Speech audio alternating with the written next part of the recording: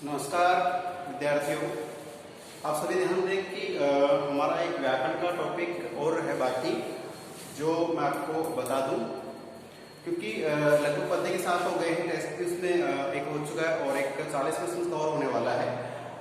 लेकिन किसी व्याकरण में तो कुछ जैसे भाषा लिपि व्याकरण का एक पॉइंट है, उसमें 2 नंबर की सुनाएगा, जिसको आपने भली बात पढ़ लिया है, देख लिया है और मुझे यकीन है कि याद भी कर लिया होगा।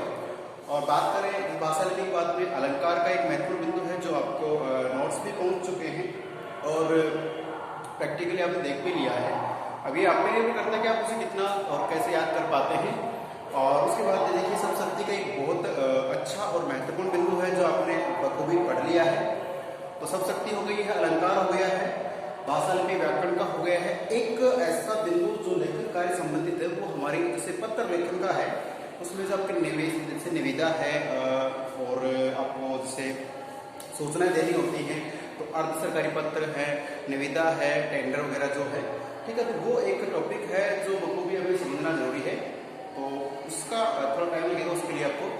अभी जो एक बिंदु है जो थोड़ा सा ऐसा है कि आप जो से आर्ट्स कॉमर्स साइंस तीनों संकाय हैं, तीनों संकाय के लिए बहुत महत्वपूर्ण हो सकता है। वो कैसे हो सकता है, देखिए कि आप लोग आजकल क्या है कि इंग्लिश का ज़माना है और आप इतनी अधिक इंग्लिश बोलते हैं हर शब्द में, हिंदी की बहुत कम प्रयोग करते हैं। अभी आपको बता दूं, सितंबर चल रहा है और 14 सितंबर 1949 को, डेट याद रखिएगा, 14 सितंबर 1949 को, यानी 14 सितंबर 1949 की बात करते हैं, 1949 की बात करते हैं। तो उस दिन ये हुआ था कि हमारी जो मातृभाषा हिंदी जो है, इसको क्या किया, राष्ट्रभाषा का दर्जा मिला है, ठीक है। हालांकि राजभाषा भी दर्जा मिला और राजकाजकारी की भाषा की बात करते हैं। पूरे हिंदुस्तान जो राष्ट्रभाषा है वो हिंदी है, तो हिंदी को राष्ट्रीय भाषा का जो दर्जा मिला वो मिला है 14 सितंबर 1949 से, ठीक है, संवैधानिक रूप से। अब बात कर लेते हैं कि संवैधानिक रूप से दर्जा तो मिल गया है, लेकिन उस दिन को हम क्या मनाते हैं, हिंदी दिवस के रूप मनाते हैं 14 सितंबर को। और अभी सितंबर चल रहा है और आपने फील किया होगा, देखा होगा कितने हम इस सप्ताह को या इस जैसे 14 से 21 सितंबर तक हम मानते हैं हिंदी सप्ताह ही चलता है। एक डे 14 सितंबर को कार्यक्रम होते हैं, लेकिन इस बार कोरोना का कार्यक्रम चल रहा है, इसलिए हमारा कार्यक्रम नहीं हो पाया है। खैर कोई बात नहीं है, समय का ही एक चक्र है, चलता जाएगा। लेकिन मेरा मतलब है कि हिंदी भाषा को हम सरल मानते हैं, लेकिन हिंदी सरल नहीं है। चलिए, तो मैं ज़्यादा आपको घुमाने की वजह सीधे ले आता हूँ अपने पॉइंट पे कि हिंदी का जो विषय है 12वीं क्लास 11वीं क्लास में, उनमें क्या है कि हिंदी में अंग्रेजी का, क्योंकि ज़्यादा अंग्रेजी का क्रेज हो रहा है ना, आप चाहे इंप्रेशन के लिए बात करें या मतलब सीखने की बात करें, तो अंग्रेजी के कुछ शब्द हैं जिनको आप जनरली पढ़ते तो हैं, लेकिन हिंदी भाषा अपना अलग से एक प्रतिष्ठान रखती है, अलग से एक स्टेटस है उसका। तो कहते हैं कि हिंदी के अंदर अंग्रेजी को जब यूज करेंगे, काम में लेंगे, तो उसका अर्थ कुछ अलग होगा। तो क्या होगा, उसी का मतलब पारिभाषिक शब्दावली, क्या बोले उसको, पारिभाषिक शब्दावली। कहने का मतलब है कि जैसे हम देखिए जनरली किसी शब्द को वैसे कुछ और अर्थ देते हैं, लेकिन यहाँ हिंदी के अंदर उस इंग्लिश के शब्द को कुछ और अर्थ से लेकर चलेंगे। और मैं बता दूं, जितने भी अपने राजकार्य की भाषा, राजभाषा जो होती है, तो उसी के आधार पर जैसे मान लीजिए जो ऑफिस होते हैं हमारे, मंत्रालय होते हैं, ठीक है, तो उन मंत्रालयों से आपके लिए टेंडर्स पास होते हैं, बिल पास होते हैं, विधेयक पास होते हैं। तो बिल का वैसे देखो एक अच्छा वर्ड, अगर बिल बिल की बात करते हैं तो बिल इंग्लिश का वर्ड है, अगर इसको पारिभाषिक में लेके आएंगे तो क्या हो जाएगा, विधेयक होता है ना, बिल पास हुआ, बिल पेश हुआ, तो बिल का भी क्या हो गया, विधेयक, ध्यान रखना है, ठीक है। तो देखिए उसकी बात करें एक्ट व अधिनियम की बात करते हैं, एक्ट अलग अधिनियम होता है। तो बात करें कि जितने भी शब्द हैं जो इंग्लिश के हैं, लेकिन वो हिंदी के ऑफिस की बात करें, ऑफिसों से कुछ जनता के लिए, सबके लिए कानून नियम बनते, तो वहां पे वही सब क्या कहलाते हैं, पारिभाषिक शब्दावली कहलाते हैं। तो पारिभाषिक शब्दावली जो है उसमें कौन कौन से नियम हैं जो यहाँ पे देखते हैं। तो देखो नियम वगैरह कुछ भी नहीं है, ये है कि आपको लगभग है ना पर डे के हिसाब से अगर आप 5 शब्द भी याद करते हैं, 5 वर्ड भी याद करते हैं, तो मैंने 150 समथिंग हो जाते हैं अगर पढ़े तो ये बहुत से हो सकते हैं। और कौन सा वर्ड उठा के दे दें कोई फिक्स नहीं है, बट फिर भी जितने सरल या पढ़े लिखे वर्ड होते हैं उन्हीं को पूछती है बोर्ड वाले हर बार। 2 नंबर के 2 वर्ड आएंगे, दोनों एक नंबर के आते हैं, 2 नंबर हो जाते हैं। अब उस 2 नंबर के लिए क्या करना है देखिए मेरे साथ, 40 बोर्ड को देखिए। तो मैंने चुने हुए कुछ शब्द लिए हैं जो आपको बता दो RS, IS, PSI एग्जाम्स में पूछे हुए हैं, बोर्ड में पूछे हुए उन एग्जाम्पल्स को आपके सामने लेके आया हूँ, ठीक है। और ज्यादा डिफिकल्ट नहीं पूछते, बस आप पे कॉन्फिडेंस होना चाहिए आपको, ठीक है। देखिए सबसे पहले बात कर लेते हैं मस्टर्ड रोल। अगर मस्टर्ड ऑयल कर ले, कस्टर्ड ऑयल कर ले तो बात हो तो तेल की होती है, लेकिन यहाँ पे है मस्टर्ड रोल। तो मस्टर्ड रोल का मतलब जो है वो क्या है, उपस्थिति पंजिका। उपस्थिति पंजिका इसका मतलब ये है, उपस्थिति पंजिका मतलब जैसे कोई भी कंपनी होती है या स्कूल रजिस्ट्री की बात कर लेते हैं, तो उसमें जो स्टूडेंट्स के प्रेजेंट करते हैं, कर्मचारी अपना उसमें प्रेजेंट दर्शाते हैं, वो होती है उपस्थिति पंजिका। फिर एजेंडा, अक्सर इस वर्ड को यूज करते हैं, एजेंडा, एक एजेंडा बनाया गया और फिर जांच शुरू की। तो एजेंडा क्या होता है कि कोई भी कार्य शुरू करने से पहले उसकी नियमावली सेट की जाती है कि जैसे ये काम किया जाएगा, उस काम से पहले उसके नियम बनेंगे, भाई ऐसे ऐसे इन नियमों के तहत ही काम करना है। जैसे मान लो कोरोना के कुछ नियम है ना, इसी प्रकार से जैसे आज स्कूल में ऑनलाइन क्लास चल रही है या फिर कहो कहीं के एग्जाम भी सेंटर के दिए जा रहे हैं, तो उसके पहले कुछ नियम बनाए जाते हैं। तो नियम क्या होते हैं, कार्यसूची, कार्य सूची बनाई जाती है, एजेंडा हो जाता है कार्यसूची।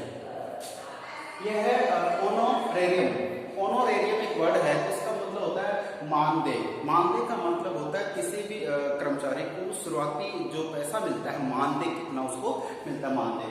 तो ऑनरेरियम है। फिर ड्राफ्ट, ड्राफ्ट एक वर्ड है इंग्लिश का, बट ये देखिए आपके लिए अक्सर इसका प्रयोग करते हैं, इंग्लिश में बोलते हैं मेक ए ड्राफ्ट। अब ड्राफ्ट बनाइए, ड्राफ्ट का हिंदी पूछ लेते हैं क्या होता है, इसका अर्थ मसौदा, मसौदा तैयार कीजिए, ठीक है, पूरा मामला होता है। फिर अक्यूज है, अक्यूज इंग्लिश का वर्ड है। और देखिए मैं हिंदी टीचर रह गया, बाय द वे कुछ मिस्टेक हो जाए तो अपने आप में थोड़ा सा करेक्शन कर लीजिएगा। अक्यूज वर्ड है यहाँ पे, अक्यूज का मीनिंग यहाँ पे होगा अभियोग, अभियोग। तो ये क्या होता है कि जब आप और आपका कोई भी पहले तो मित्र था लेकिन बाद में शत्रु हो गए हैं, आप दोनों अनबन हो गई, आपने मिलकर बिजनेस किया लेकिन दोनों में क्या हो गया, विवाद हो गया। तो अब आप क्या करें, अपने मित्र पे, अपने उस पार्टनर पे केस करते हैं, तो उस पर क्या लगाएंगे आप, अभियोग लगाएंगे ना, उस अभियोग को अक्यूज कहा जाता है, ठीक है ना, ध्यान रखना। उसके बाद है फैक्टर। फैक्टर है, फैक्टरी नहीं है। फैक्टर का मतलब होता है कारक, यानी किस कार्य को जो किस किस कारक ने प्रभावित किया है। फिर बात करें एनफोर्स। एनफोर्स का मतलब होता है देखिए प्रवर्तन। प्रवर्तन, कोई कार्य पहले कुछ अलग था, उसके नियमों में बदलाव कर दिया, क्या हो गया, एनफोर्स हो गया है। फिर बात करें डिसमिस। डिसमिस, अब देखिए वैसे तो बच्चे बड़े शरारती होते हैं, क्या कहते हैं कि मिस को डिस करना, और भाई मिस को अगर डिस कर दिया ना तो फिर सब कुछ मामला तहस नहस हो जाता है। तो डिसमिस अंग्रेजी शब्द है, वर्ड है, और इसका जो हिंदी अर्थ क्या दिया जा रहा है, ये है पदच्युत।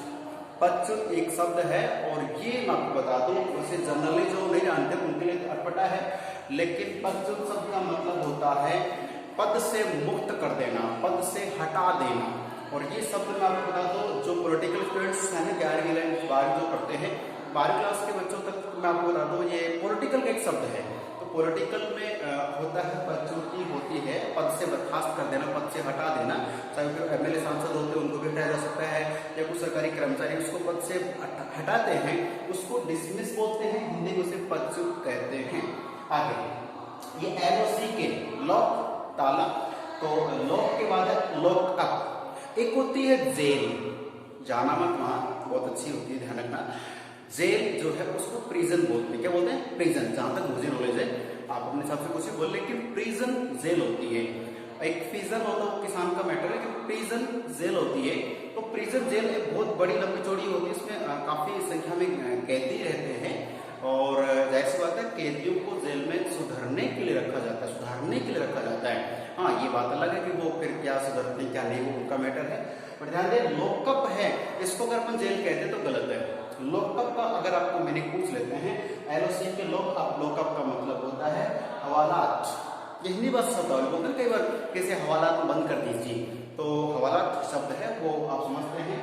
लॉकअप का हिंदी अर्थ है, ध्यान रखना, ठीक है, हवालात। और ट्रिक्स बना लीजिए, लॉकअप हवालात बिल्कुल जैसे आपने शराब, क्योंकि इसमें दिन 2 दिन 3 दिन तक ये रखा जाता है, ज्यादा दिन नहीं सकते इसमें। और वैसे अब आपने पढ़ा होगा पॉलिटिकल साइंस में एक एक्ट है, नियम है कि किसी व्यक्ति को पकड़ के जब पुलिस थाने लेके जाते हैं, तो पुलिस थाने में छोटा सा होता है, लोग उसमें बंद कर देते हैं। उस व्यक्ति को 24 घंटे के अंदर अंदर मजिस्ट्रेट या न्यायाधीश के सामने प्रस्तुत करना पड़ता है, और यदि उसका जुर्म साबित हो जाता है तो उसको मुजरिम बना के जेल या सजा हो सकती है। और 24 घंटे में उसको पेश नहीं कर पाते तो पुलिस वालों की दिक्कत होती है, उनको दिक्कत हो जाती है। 24 घंटे के अंदर आप पुलिस वालों ने पकड़ तो लाए, लेकिन मजिस्ट्रेट के सामने उसके सवाल जवाब होने जरूरी होते हैं, ठीक है ना। ये पॉलिटिकल का टॉपिक ध्यान रखना। चलिए बात करते हैं माइग्रेंट। माइग्रेंट का एक शब्द माइग्रेंट, माइग्रेशन आपने सुना होगा। माइग्रेशन एक सर्टिफिकेट भी होता है जो एक स्टेट के बोर्ड से दूसरे स्टेट के बोर्ड में आप एडमिशन लेते हैं, किसी कारण में जाते हैं तो वहां आपको माइग्रेशन सर्टिफिकेट देना पड़ता है। वैसे माइग्रेशन की बात करें तो ये प्रवास होता है। जैसे आपने ज्योग्राफी में सुना होगा कि जो साइबेरियन क्रेन होती है, साइबेरियन सारस, क्रेन सारस होती है, तो साइबेरियन क्रेन जो है वो हमारे यहाँ पे राजस्थान भरतपुर में केवलादेव जो घना पक्षी अभ्यारण्य है वहां आती है अक्सर, ठीक है। ये कब आती है आप जानते हैं, अच्छे मौसम में आती है, बरसात के दिनों बाद में। तो वो क्या करती है, वहां से प्रवास करती है, दूर आना जाना देश में तो प्रवास कहलाता है। यहाँ पे उसी से संबंधित है। माइग्रेंट का मतलब प्रवासी, जो यहाँ से वहां जाके कहते प्रवास की बात कर रहे हैं।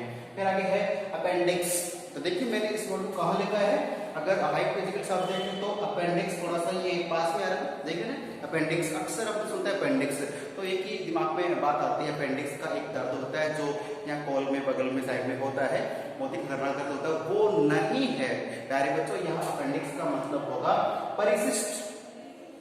ये कोई भी जैसे भारत सरकार मंत्रालय होता है, खाद्यान्न मंत्रालय होता है, या कोई मंत्रालय डिपार्टमेंट होता है गवर्नमेंट का, उससे कुछ नियमावली पारित होती है, जनता के लिए कुछ नियम बनते हैं, तो उसमें कॉलम बनते हैं, परिशिष्ट 1 इसमें इतने नियम, परिशिष्ट 2 उसमें इतने नियम बनते हैं। तो उससे संख्या को पदांश क्या बोलेंगे, परिशिष्ट बोलते हैं। लेकिन इंग्लिश में सिर्फ क्या बोलते हैं, इसमें अपेंडिक्स बोलते हैं। अपेंडिक्स वो वाला नहीं है, हाँ वो हो जाता नहीं है, पढ़ के बात अलग है, लेकिन ध्यान के अपेंडिक्स परिशिष्ट होता है।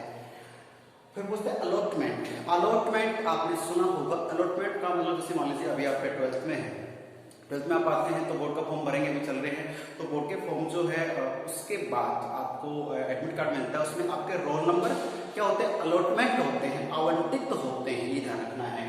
तो अलॉटमेंट का मतलब हो जाएगा आवंटन होना, आपको मिलना। या कई बार आपने प्लॉट खरीदने के लिए फॉर्म भरा जेडीए के द्वारा कैसे भी, तो फिर आपको अलॉटमेंट हो गया, तो आपको आवंटन हो गया, आपको मिल गया है, ध्यान रखना।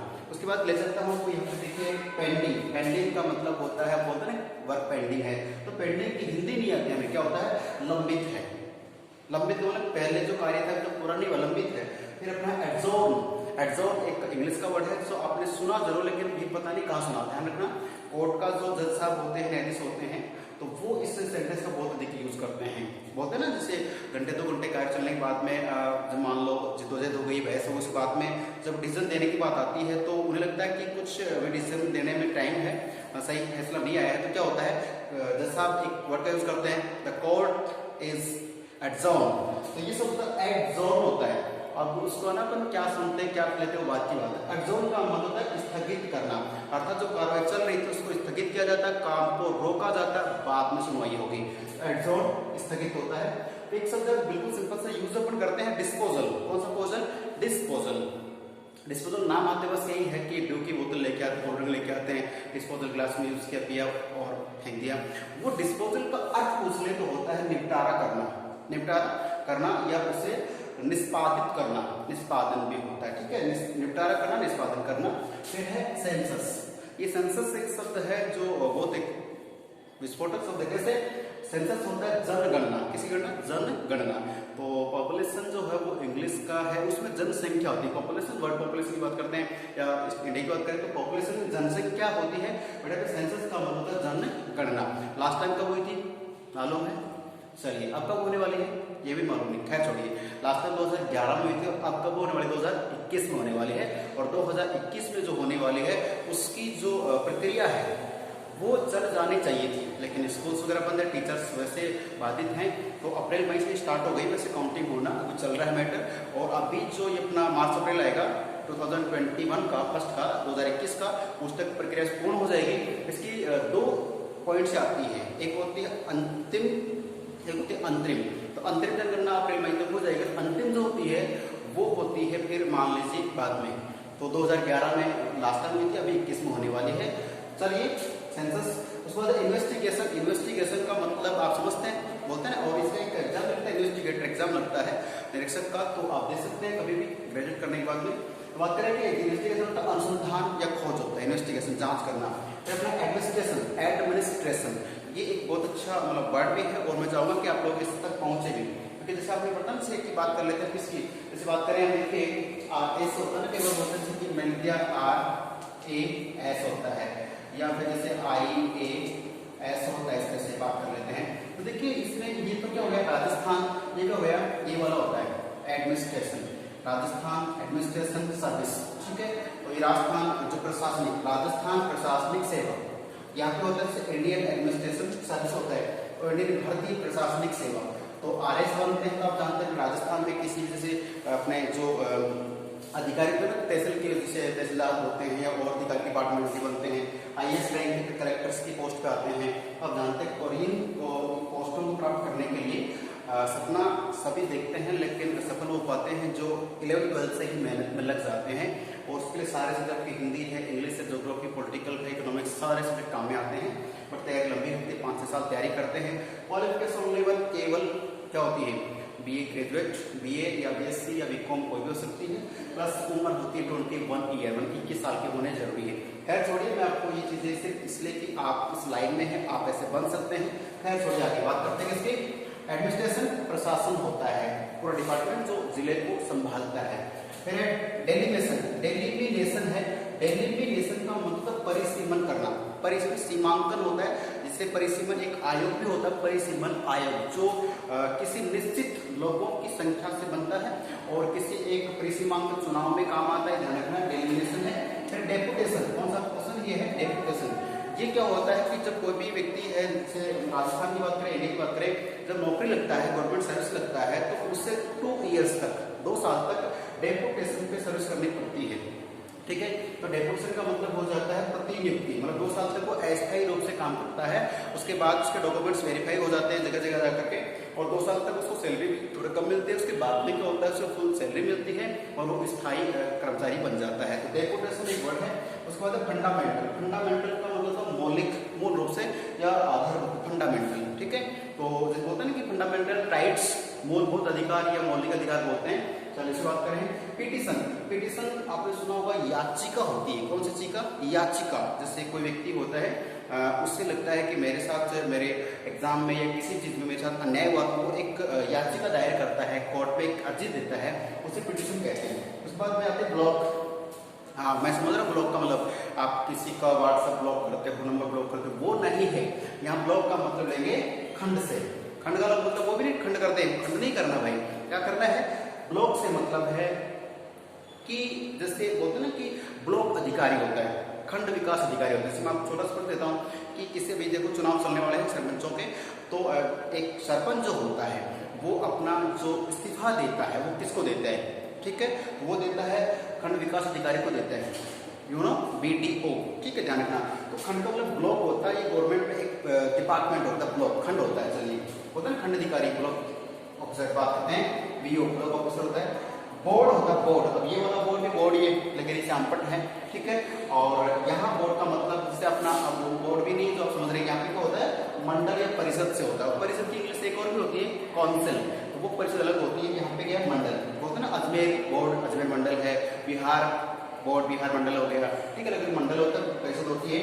बात करें फंड, एक्टिवेटिंग फंड, फंड का मतलब समझते हो, वो कॉन्ट्रीब्यूशन वाला नहीं कि चलो 5 मिलाया वो पार्टी करें, नहीं, वो दिए।